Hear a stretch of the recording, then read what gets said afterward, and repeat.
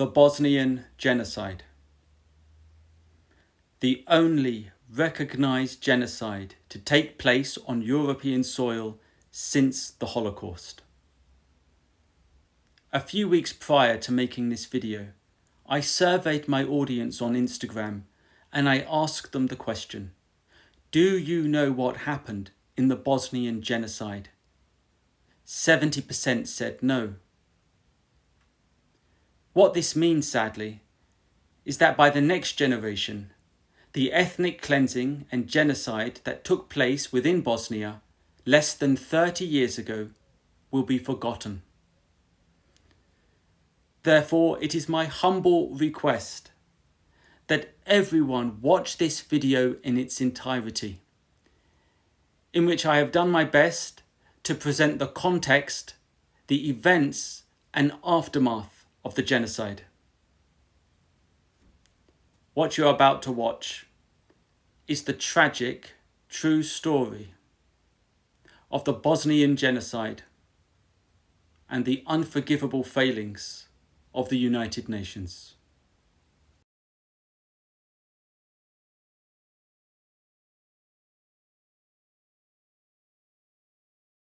The Socialist Republic of Yugoslavia was made up of 6 socialist states: Serbia, Macedonia, Bosnia and Herzegovina, Montenegro, Croatia and Slovenia. But by 1991, due to the rise of militant ethno-nationalism, Slovenia, Croatia and Macedonia had all declared their independence from Yugoslavia. Montenegro would join with Serbia to form the new Yugoslavia, known as Serbia and Montenegro. As our attention now turns squarely to Bosnia and Herzegovina. Bosnia and Herzegovina was made up of 3 main ethnic groups. Bosniaks, which is another term for Bosnian Muslims, they made up 44% of the population. Bosnian Serbs, 31%, and Croats, 17%. Bosnia and Herzegovina was governed by a coalition government that was split between 3 parties. Each of these parties represented one of the main ethnic groups in Bosnia. They were the Party of Democratic Action, led by Alija Izetbegović, the Serb Democratic Party, led by Radovan Karadzic, and the Croatian Democratic Union, led by Stipan Kljuić. Hercegovinu u pakao, a muslimanski narod možda u nestanak. Jer muslimanski narod ne može da se odbrani ako bude rat ovdje. But in October of 1991, as ethnic tensions were rising inside and out of Bosnia, the Serb Democratic Party, led by Radovan Karadzic, withdrew from the coalition government and set up their own parliament. In addition, they identified 6 regions within Bosnia that were populated by Bosnian Serbs. These regions were called Serb Autonomous Regions and collectively would be known as Republika Srpska. After Slovenia and Croatia announced their independence from Yugoslavia in 1991, the European community invited Bosnia and Herzegovina to do the same. And so, between the 29th of February through to the 1st of March 1992, Bosnia and Herzegovina held a referendum to determine whether or not they should be independent. And the results were unanimous. 99% of the people that voted wanted to be independent from Yugoslavia. However, only 63% of Bosnia's population voted. The Serb Democratic Party boycotted the vote. Why? Because the Serb Democratic Party, led by Radovan Karadzic, did not want Bosnia to be independent. What they wanted was for the 6 Serb autonomous regions within Bosnia, Republika Srpska, to join Serbia and Montenegro to its east and form a greater Serbian state, something that the president of Serbia and Montenegro, Slobodan Milosevic, desperately wanted. Slobodan Milosevic was a militant Serbian nationalist who had visions of building a greater Serbian state upon the ruins of the former Yugoslavia. And what's more, under his command was the Yugoslavs People's Army. And so when the European community and the United States recognised Bosnia's independence in early April of 1992, it would be the catalyst for the bloodshed that was to follow. Upon international recognition of Bosnia's independence in early April of 1992, Slobodan Milosevic released 80,000 Bosnian Serb troops from the Yugoslavs People's Army, along with heavy artillery, and gifted it to the Republika Srpska in Bosnia, which would form the backbone of what would be known as the Army of the Republika Srpska, with its commander, Ratko Mladic. The objective of Slobodan Milosevic and the Bosnian Serb leader, Radovan Karadzic, was simple and evil. Ethnically cleanse the Serb autonomous regions within Bosnia of its non-Serb populations, and it began in early April 1992. The following I present to you is an overview of the mass killings that took place between 1992 through to 1995. It is by no means an exhaustive number. In April of 1992, in the city of Biljeljina, up to 78 people were executed. In 1992, in northwestern Bosnia, in Prijedor, 3,200 were executed. In 1992, in Srebrenica, 700 were executed. Between 1992 through to 1995, in Zvornik, 2,000 were executed. Between 1992 and 1995, in the town of Foča, 2,704 were executed. The capital city of Sarajevo was under the longest siege of any capital city in modern warfare, lasting 4 years. In that time, 500,000 bombs were dropped upon the city, with a death toll of 5,434. Running alongside these massacres was the establishment of more than 600 concentration camps, in which the inmates were subjected to gross human rights violations, the details of which I will not be explaining here. The United Nations didn't want to directly get involved in the conflict, but in 1993, the UN established 6 safe zones within Bosnia that, as the term implies, would be areas in which those fleeing the war would be safe. The UN Security General, Boutros Ghali, in order to fortify these safe zones, requested UN member states to contribute 37,000 troops. However, security members thought that this number was far too high, and so Boutros Ghali would settle on a light force of 7,000. When UN troops arrived at these 6 safe zones, they immediately set out to disarm the Bosnian Muslim fighters of their weapons, on the condition that in return they would receive protection. One of these safe zones was a town called Srebrenica.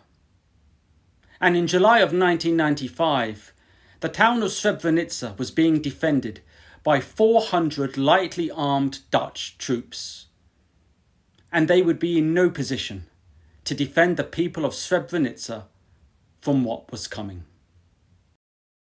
In March of 1995, the Bosnian Serb leader Radovan Karadzic issued Directive 7, which ordered, by planned and well thought out combat operations, create an unbearable situation of total insecurity with no hope of survival for the inhabitants of Srebrenica and Zepa.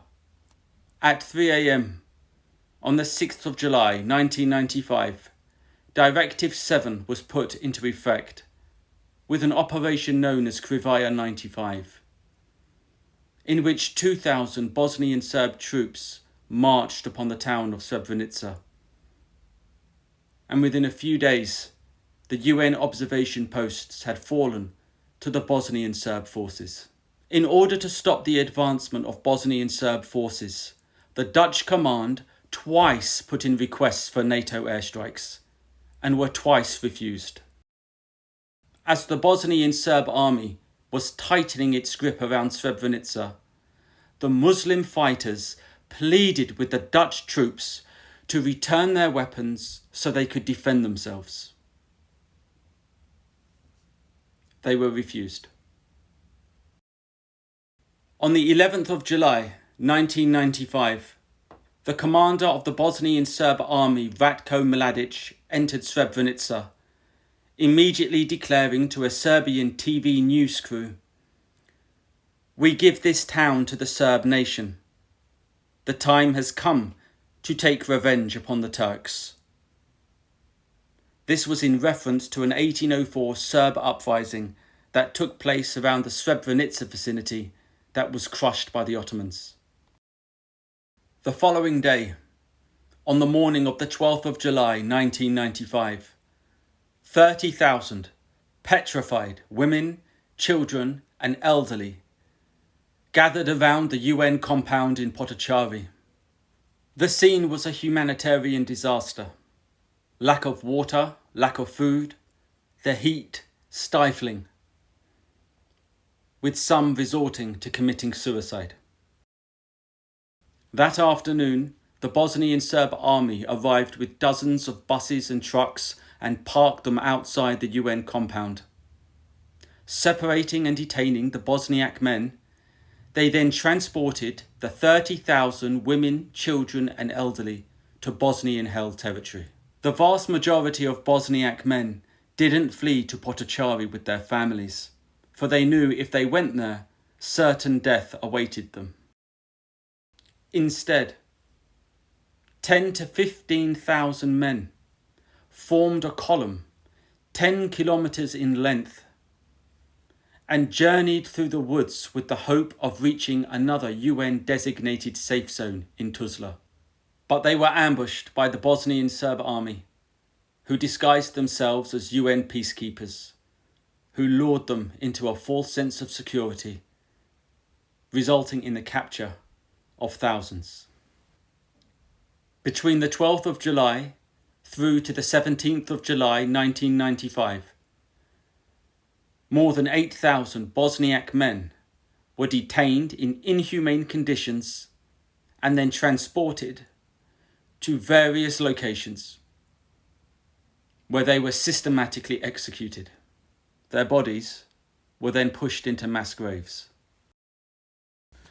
From the 17th of July through to early August of 1995, a hunt for the remaining Bosniak men in and around Srebrenica ensued. Those who were found were executed. On the 21st of July 1995, the Dutch battalion is given permission to leave Srebrenica. Ratko Mladic is seen handing the Dutch commander, Colonel Tom Karaman's, a gift. Upon receiving the gift, the colonel laughs and says, "Is this for my wife?" The two men are then seen sharing a drink and laughing together as Dutch troops are seen dancing in the street. That same day, reports of the massacres come in. The UN civilian head of Bosnia, Yasushi Akashi, fails to report evidence of the genocide. In August of 1995, the Bosnian Serb army bombed a Sarajevo marketplace. This prompted widespread NATO airstrikes on Bosnian Serb positions, which forced them to the negotiating table. On the 14th of December 1995, the Dayton Agreement was signed by the presidents of Bosnia and Herzegovina, Serbia and Croatia that split Bosnia into two separate entities, Republika Srpska and a Croat Bosniak federation known as Bosnia and Herzegovina. During the Bosnian War, between the years 1992 through to 1995, 100,000 people were killed, 80,000 of those were Bosniak, and half of that number civilians, and 2 million Bosniaks displaced. And that's not to mention the countless violations of human rights that occurred in the over 600 concentration camps that were established during this time. Since the end of the war, forensic scientists, in addition to the international community for missing persons, have uncovered hundreds of mass graves within Bosnia and 91 in Srebrenica alone. In September and October of 1995, Bosnian Serb forces, with the assistance of local civilian authorities, in an attempt to hide the evidence of the atrocities that they committed, exhumed mass graves and reburied the dead in secondary and tertiary graves. 29 years after the Bosnian genocide, the remains of victims are still being uncovered. And sometimes, the remains of a single person are found scattered across multiple gravesites. As a result of the Bosnian War, 32,000 people went missing. And today, 29 years after the war, 7,000 are still missing. The surviving relatives, in constant anticipation and torment, awaiting news that the remains of their loved ones have been discovered. Every year, on the 11th of July, at the Potocari Memorial Centre and Cemetery, a collective burial is held to finally lay to rest the remains of those who have been discovered. At the Potocari Memorial Centre and Cemetery, the names of 8,372 victims are carved into a wall the length of the entire cemetery.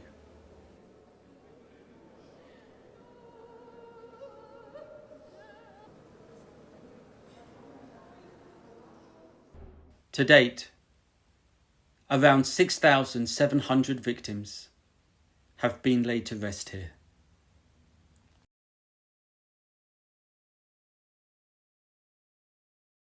In May of 1993, 1 year into the Bosnian War, the UN Security Council created the International Criminal Tribunal for the former Yugoslavia. This was the first international tribunal to be held since the Nuremberg trials in 1945. The International Criminal Tribunal of the former Yugoslavia indicted 161 people before a tribunal in 2002 on charges of war crimes, crimes against humanity, and genocide.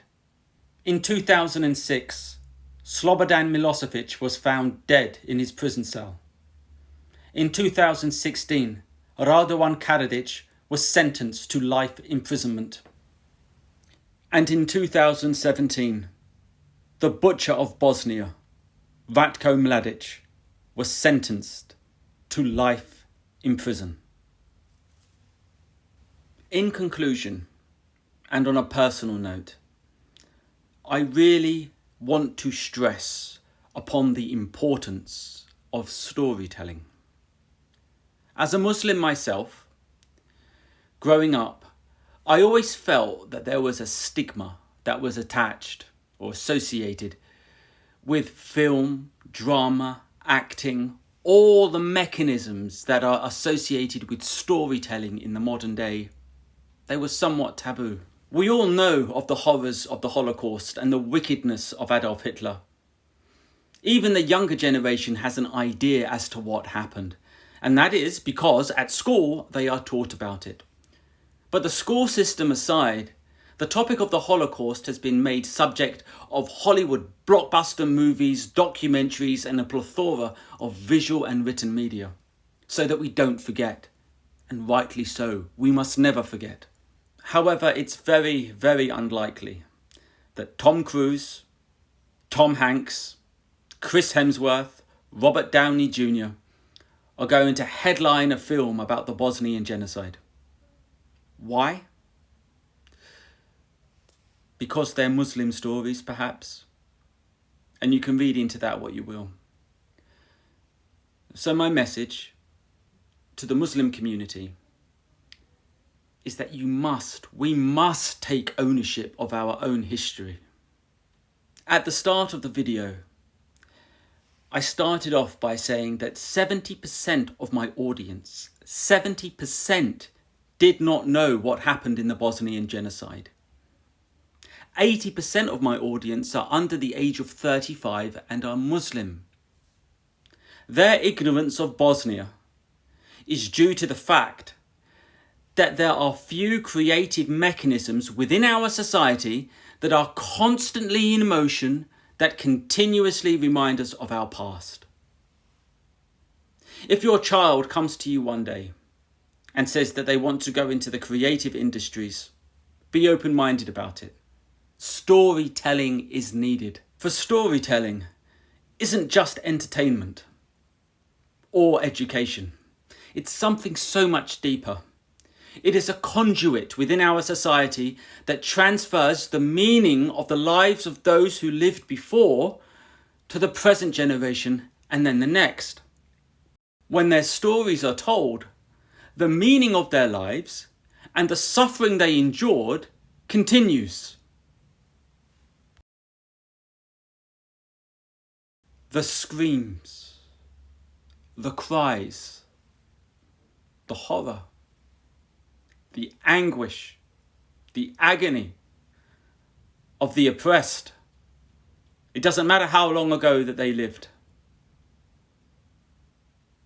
If their stories are told, their pain was not in vain. And as for the victims of the Bosnian genocide, their cries can never be forgotten. They must never be forgotten.